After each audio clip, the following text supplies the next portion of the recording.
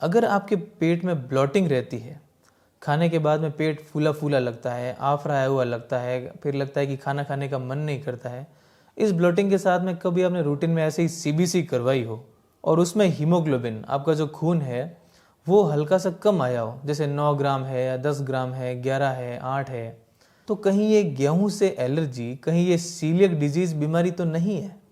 तो अगर आप इसी समस्या के साथ जूझ रहे हैं, then you are on right channel right now.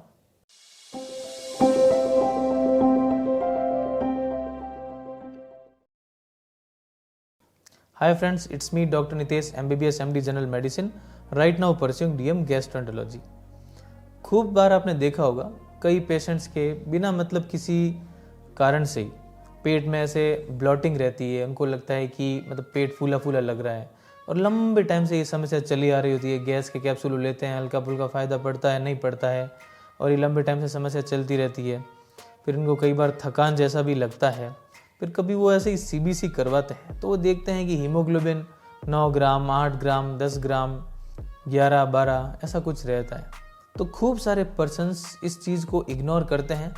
ऐसे ही कई बार आयरन की टैबलेट लेके आ जाते हैं बिना प्रॉपर एग्जामिन या बिना प्रॉपर इवेल्यूएट करवाए।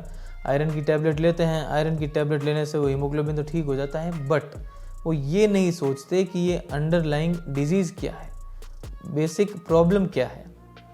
तो अगर ये दो लक्षण अगर आप में हैं, ब्लॉटिंग प्लस हीमोग्लोबिन हल्का फुल्का कम है, तो ये सीलियक डिजीज़, गेहूं से एलर्जी वाली बीमारी हो सकती है। अब आइए इसके बेसिक के बारे में बात करते हैं। अब सीलियक डिजीज़ क्या है? एक बीमारी है जिसमें गेहूं या ऐसा कोई भी दान जिसमें कि ग्लूटेन होता है, उन चीज़ों से अपनी आंतों में, अपनी इंटेस्टाइन जो होती है उसमें एलर्जी होती है। और उस एलर्जी में क्या होता है कि अपनी जो छोटी आंत का जो पहला भाग है, ड्यूडिनम है, उसकी जो म्यूकोजा होती है, उसकी म्यूकोजा का काफ़ी ज़्यादा डिस्ट्रक्शन हो जाता है इस ग्लूटेन सब्सटेंस की वजह से। और इस म्यूकोजा में जो विलाई और इनके सब के डिस्ट्रक्शन की वजह से क्या होता है, जो भी आप खाने में न्यूट्रिटिव सब्सटेंस है जैसे आयरन है, ये क्या होता है कि एब्जॉर्ब नहीं हो पाता है। जैसे आप खाने में आयरन तो खूब ले रहे हैं, लेकिन वो क्या होता है कि विलाई जहाँ से ड्यूडिनम को आयरन एब्जॉर्ब करना होता है, वो पार्ट आयरन का एब्जॉर्ब नहीं हो पाता और वो स्टूल में निकल जाता है। तो इसलिए अब क्या होगा, आपकी बॉडी में धीरे धीरे आयरन की कमी होती चली जाएगी। अब दिक्कत ये है कि इस बीमारी के मेजर कुछ ऐसे लक्षण नहीं आते, क्योंकि एडल्ट्स में तो ये अटिपिकल फॉर्म में प्रेजेंट करती है, जिसमें ये कभी थकान, पेट में ब्लॉटिंग, आफरा, कई पेशेंट्स में ये थकान के साथ में पैदल चलने के साथ में सांस की तकलीफ होती है, उससे ये हीमोग्लोबिन की कमी का पता चलता है। और फर्दर इवेल्यूएट करता है तो आयरन की कमी का पता चलता है। तो ये तो कारण हुआ कि भाई हीमोग्लोबिन की कमी क्यों हुई, क्योंकि आयरन की कमी की वजह से। तो आयरन की कमी की वजह से आपका हीमोग्लोबिन कम हो जाता है और जो आप खाना लेते हैं वो प्रॉपर डाइजेस्ट, एब्जॉर्ब नहीं हो पाता है, इसलिए पेट में ब्लॉटिंग रहती है कुछ खाने के बाद में। तो इसीलिए अगर आप में ब्लॉटिंग है और हीमोग्लोबिन आपका हल्का फुल्का कम है और सीबीसी में अगर एमसीवी लो है, 86 से अगर कम है, तो वो आयरन डेफिशिएंसी की तरफ इंडिकेट करता है। और जब उसका पूरा अपन प्रॉपर टेस्ट करवाते हैं, जैसे पेरिफेरल ब्लड फिल्म करवाते हैं तो उसमें माइक्रोसाइटिक हाइपोक्रोमिक पिक्चर, और आयरन के जब टेस्ट करवाते हैं तो आयरन लो आता है, आयरन डेफिशिएंसी की पिक्चर आती है, फेरिटिन लो आता है, टीआईबीसी बढ़ा हुआ आता है और आयरन लो आता है। तो ऐसे में सीलियक डिजीज सस्पेक्ट करना एक मस्ट है। उसमें ब्लड टेस्ट करवाते हैं, IgA एंटी-TTG एंटीबॉडी ब्लड टेस्ट करवाते हैं IgA लेवल्स के साथ में। वो अगर पॉजिटिव आता है तो एंडोस्कोपी भी करवाते हैं, ताकि छोटी आंत का जो ड्यूडिनम पार्ट है, उसका सेकंड पार्ट है विद D1, वहाँ से छोटे छोटे पीसेज लिए जा सकें और इस बीमारी को कंफर्म किया जा सके।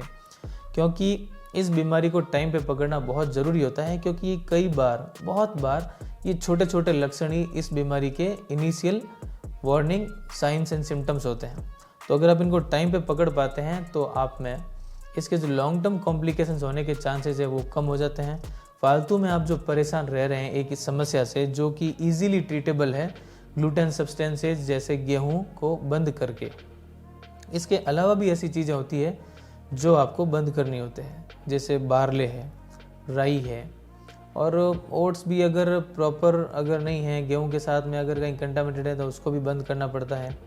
और गेहूं से बनी हुई सारी चीज़ें इंक्लूडिंग मैदा और बहुत सारी चीज़ें जिसमें ग्लूटेन पाया जाता है, तो आपको सब चीज़ के लेबल देख के प्रॉपर ग्लूटेन को आपको डाइट में ज़िंदगी भर के लिए हमेशा बंद करना पड़ता है। खैर वो एक अलग टॉपिक है, इसके बारे में डिटेल में अपन कभी बाद में बात करेंगे। अभी मेरा मेन कंसर्न यही है, अगर आप में ब्लोटिंग रह रही है, लंबे टाइम से आप में ब्लोटिंग रह रही है, आप एक्सरसाइज भी करते हैं, गैस का कैप्सूल लेके देखते हैं, बट उससे भी प्रॉपर कोई आराम नहीं मिलता है, अपना आप CBC करवाएं। हीमोग्लोबिन अगर लो आता है तो अगर उसमें आयरन डेफिशिएंसी के जो टेस्ट होते हैं वो सब आप करवाएं, और वो भी अगर लो आता है तो आपको सीलियक डिजीज़ का एवोल्यूशन करवाना एक मस्ट है। सो अगर आपको सीलियक डिजीज़, गेहूं की बीमारी या इनसे संबंधित किसी और चीज़ से अगर कोई डाउट है तो आप मुझे कमेंट्स में बताइए, उसके बारे में और कभी डिटेल में बात करेंगे।